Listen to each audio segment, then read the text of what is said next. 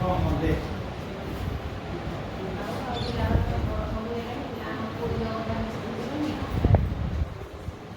କ'ଣ ବୁଝିବି ଯେ ସେମାନଙ୍କ କଥା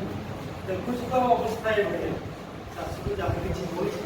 ସେଥିରେ ତେଲ ଲୁଣ ସଂସାର କରିଯାଉଛି ତାପରେ ତୁ ଯାହା କିଛି ଦେଉଛୁ ତାଙ୍କର ପ୍ରଗତି ଖର୍ଚ୍ଚ ଇତ୍ୟାଦି ଇତ୍ୟାଦି ହେଉଛି ଆଉ କ'ଣ କରିବି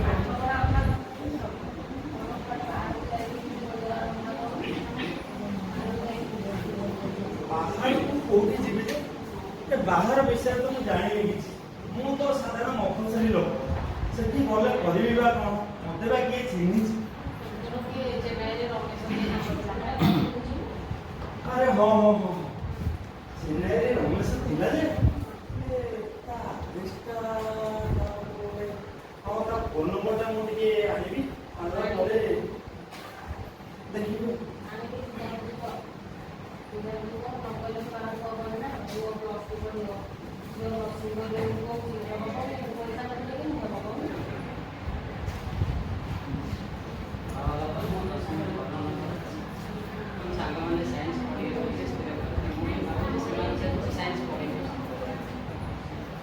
ଆରେ ତୁ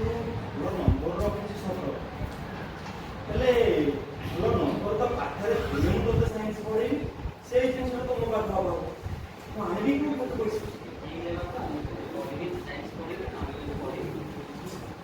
ଆରେ ତୁ ଏମିତି କଥା ଯଦି କହିବୁ ତାହେଲେ ମୁଁ କ'ଣ କରିବି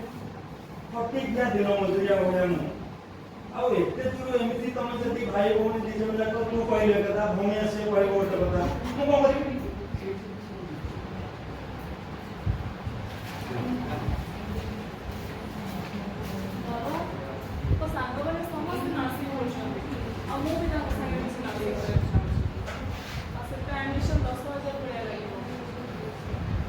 ଆରେ ତୁ ଏଇ କଥା ଏଇନା କହିଲୁ ତ ପୂର୍ବରୁ ସେ ଯାହା କହିଲା ମୋ ମୁଣ୍ଡ ବିନ୍ଧିଲାଣି କ'ଣ କରିବି କ'ଣ ନ କରିବି ସେ ନାନୀଟା ପାଖରେ ଅଛି ବୋଲି ଟିକେ ସାହା ଭରସା ନହେଲେ ନାହିଁ ଆଉ ଅଧା ଖୋଲିକି କ'ଣ କରିବି ସେ ତ ଆର ପାରିରେ ଆଉ ମତେ ସାହାଯ୍ୟ କରିବ କିଏ କ'ଣ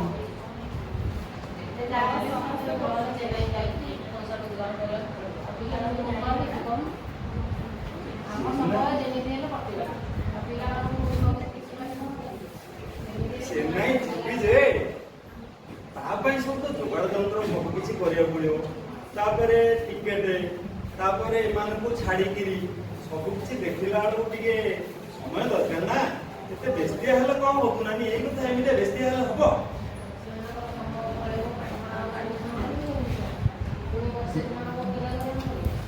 ହଉ ତୁ ଯଦି କହୁଛୁ ମୁଁ ଯିବି ଆଉ ଟିକେଟ ରିଜର୍ଭେସନ କରି ଯିବି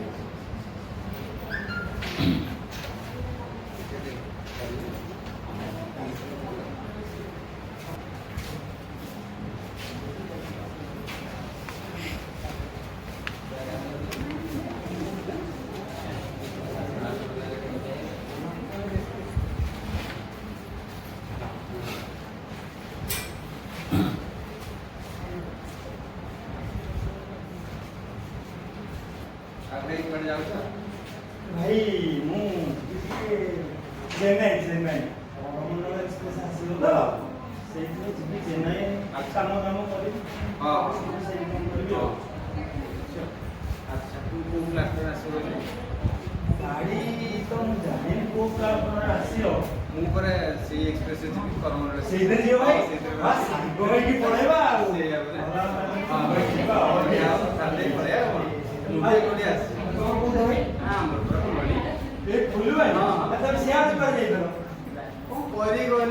ପରା ସରକାର ଚାକିରି ଦଉନାହାନ୍ତି କ'ଣ କରିବି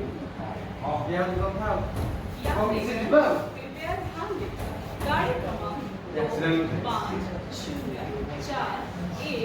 करमंडल एक्सप्रेस थोड़ी ही देर में प्लेटफॉर्म क्रमांक 2 में आ रही है। मैं already train number 2504 is just arriving at platform number 2. ओहो प्लाटफर्म लगे आओ पढ़िया था आओ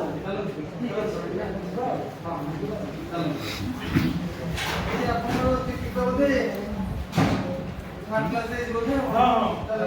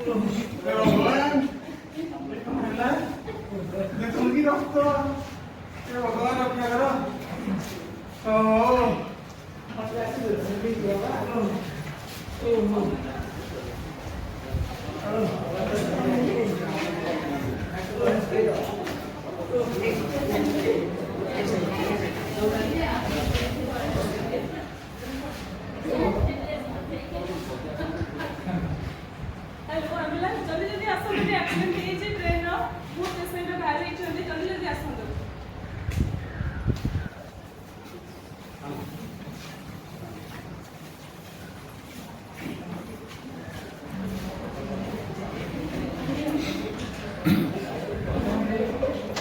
Sir.